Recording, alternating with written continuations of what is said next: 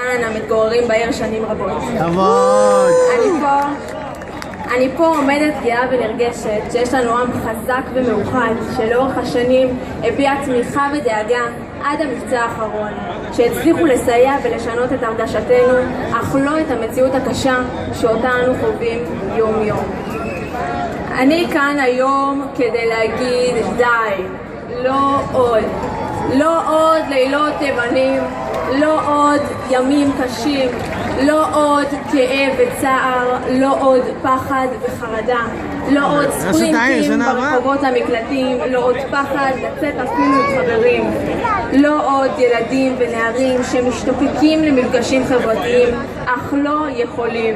בטוחה אני כי רבים מאיתנו חולמים ומסוגלים לממש את הפוטנציאל הגלום בנו, אך שוב המציאות מכה בנו ופוגעת בהתגשמותם.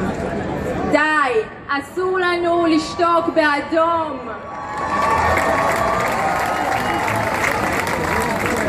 באחד הפעמים שיצאנו מהעיר להתעוררות קלה, אני מוצאת את עצמי רחוק מהבית, מסתגרת בחדר מדרגות סגור ומתחילה לכתוב.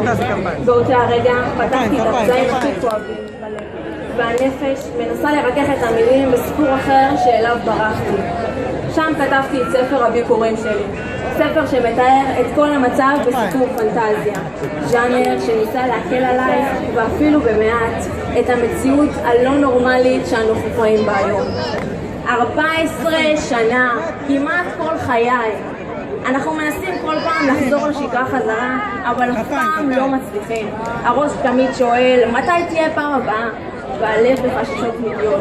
בחופש האחרון, אם אפשר בכלל להגיד חופש, אני מוצאת את עצמי הורסת ועוברת ממקום למקום ומרגישה עבודה בארץ שלי. לסיום, במעמד זה אני פונה לממשלה, קודם כל בתודה על המאמצים והדאגה עד היום, אך כרגע אני מבקשת את הדבר הכי בסיסי שאנחנו יכולים לבקש, שקט. להיות רגוע.